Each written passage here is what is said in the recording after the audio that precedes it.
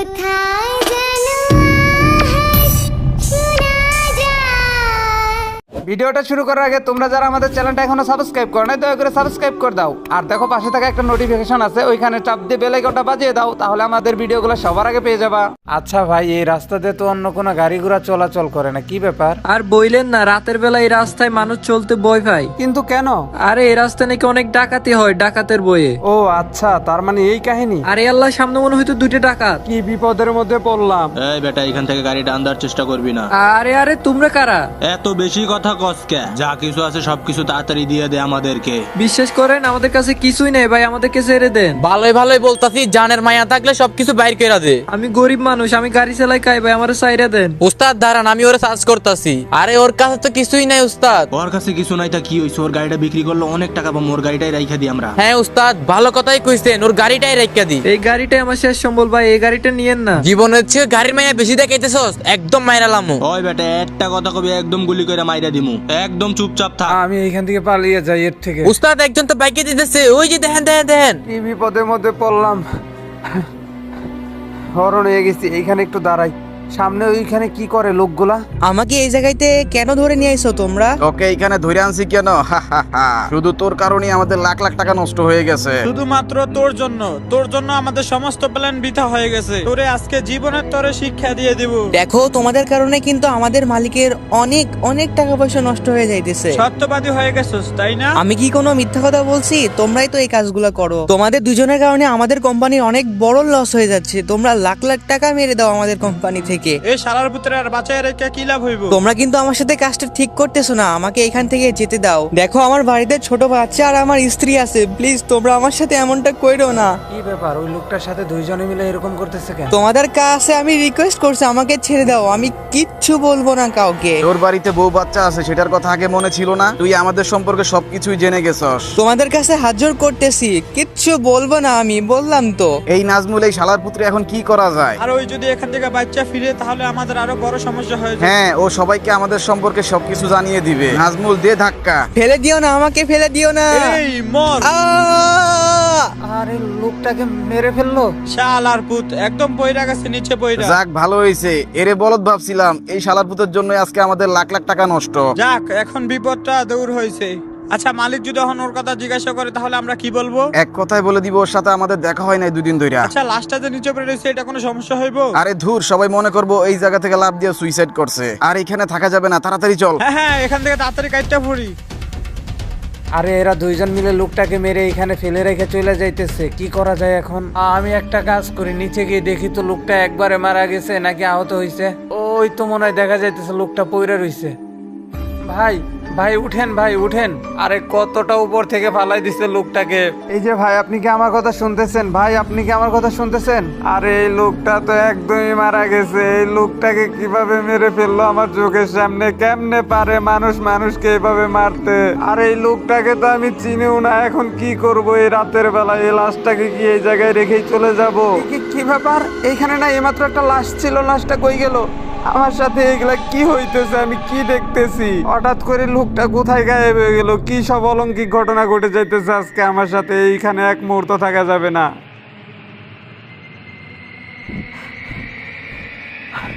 যাক, অবশেষে বাড়িতে এসে পৌঁছাইছি। সবকিছু মারে খুইলা বলতে হইব।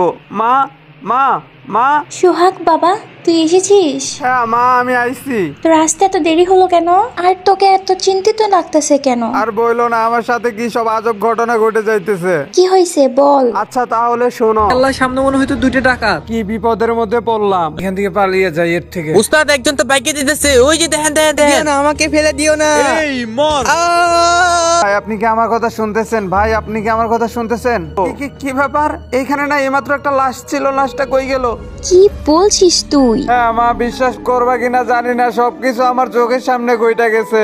আর আমার সব থেকে বেশি অবাক লাগতেছে, ওই লাশটা আমার চোখের সামনে থেকে হঠাৎ করে গায়েব হয়ে গেল। আচ্ছা, তুই এই কথাগুলো বাইরের কাউরে বলিস না, কিন্তু কেন? তাহলে তোর সমস্যা হতে পারে। আচ্ছা, খাবার আনতাছি, খেয়ে ঘুমিয়ে পড়। না মা, আমার আজকে ভালো লাগতেছে না, কিছুই খাবো না। আচ্ছা, তুই ঘুমিয়ে পড়, সকাল হলে দেখবি সব ঠিক হয়ে গেছে। আচ্ছা ঠিক আছে। এই রুমে তাহলে তুই ঘুমা, আমি পাশের রুমে গিয়ে ঘুমাই। আচ্ছা ঠিক আছে, যাও তাহলে। আচ্ছা, ঘুমা তাহলে।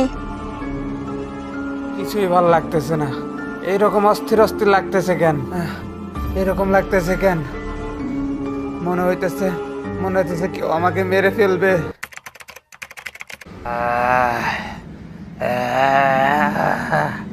আমি আমি আমি ওদেরকে ছাড়বো না। সোহাগ, কি হয়েছে তোর? কিছু না, আমি ওই দুইজনকে চাই। না, এই অবস্থা হয়েছে কেমনি তোর? ওই দুইজনকে আমি ছাড়বো না, ওই দুইজনকে আমার চাই, ওই দুইজনকে আমি মেরে ফেলবো। আরে এসব কি বলছিস তুই? হ্যাঁ, আমি যা বলতেছি সেইটাই করব। কাকে ছাড়বি না বলতেছিস? ওই দুইজন মানে কোন দুইজন? রাতের বেলা যে দুইজন মিলে আমাকে মেরে ফেলছে, আমাকে একা থাকতে দাও।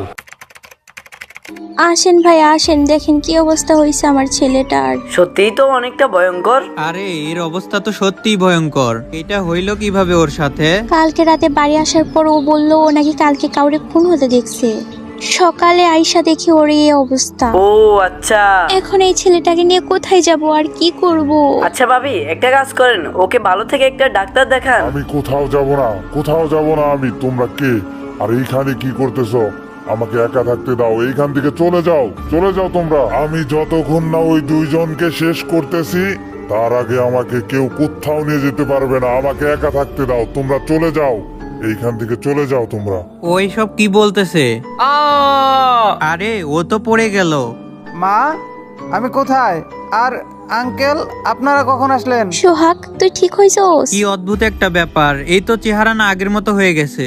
হ্যাঁ সেটাই তো দেখতেছি, ও আগের মতো সুস্থ হয়ে গেছে। তোর চেহারাটা এরকম হয়েছিল কেন? আমি কিচ্ছু জানি না মা, আমার সাথে এসব কি হয়ে যাইতেছে আমি কিচ্ছু জানি না। তোর চেহারা দেখে আমি অনেক ভয় পেয়ে গেছিলাম, সেই জন্য ওনাদেরকে ডেকে এনেছি। আমি কিছুই বুঝতেছি না এসব কেন ঘটতেছে, কি কারণে ঘটতেছে। আমার মনে হয় ওকে ভূতে টুতে ধরছে কিনা। সেইটাও হইতে পারে। চল এখান থেকে এখনই চলে যাই। হ্যাঁ হ্যাঁ, তাড়াতাড়ি চলো এখান থেকে, তাড়াতাড়ি চলো।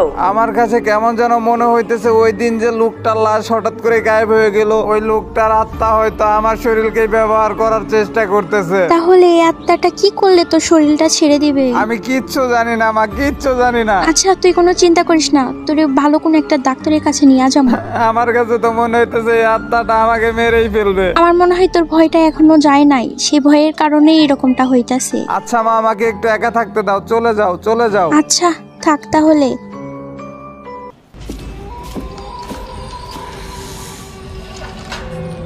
আরে বাপরে, প্রচুর ভয় করতেছি, তাড়াতাড়ি এই চ্যানেলটা পাল্টা। হ্যাঁ, আমারও প্রচুর ভয় লাগতেছে, বাট রিমোটটা কাজ করতেছে না কেন হঠাৎ? ব্যাটারির মনে হয় চার্জ শেষ হয়ে গেছে। রিমোটের সমস্যা না টিভিতে সমস্যা, কিছুই বুঝতেছি না। চ্যানেল তো পাল্টাইতেছে না। এই ভয়ঙ্কর ভিডিওটা দেখে আমার সমস্ত শরীর কাঁপতেছে। আরে হঠাৎ করে এই ঘরটা অন্ধকার হয়ে গেল কেন? আমিও তো বুঝতেছি না এরকম হইতেছে কেন। আরে আমার তো মনে হইতেছে কেউ আমাদেরকে ফলো করতেছে। কে আছো এইখানে? যাক, ভয়ানক শব্দটা থেমে গেছে, মনে হইলো বাইরে প্রচুর বৃষ্টি হইতেছে। আরে আমাদের সাথে এটা কি হইতাছে কিছুই বুঝতেছি না। যাক, ভয়ানক শব্দটা থেমে গেছে, মনে হলো বাইরে প্রচুর জ্বর হইলো। হঠাৎ করেই ভয়ানক ঝড় বৃষ্টির শব্দ হুট করেই থেমে গেল। আচ্ছা চল বাইরে চলে যাই আমরা। হ্যাঁ হ্যাঁ, চল বাইরে গিয়ে দেখি তো। আরে বাইরে তো ঠিকই আছে, ঝড় বৃষ্টি কোনো কিছু হয় নাই, তাড়াতাড়ি এখান থেকে পলা। হ্যাঁ নাজমুল, সেটাই তো দেখা যাইতেছে, পালা এখান থেকে।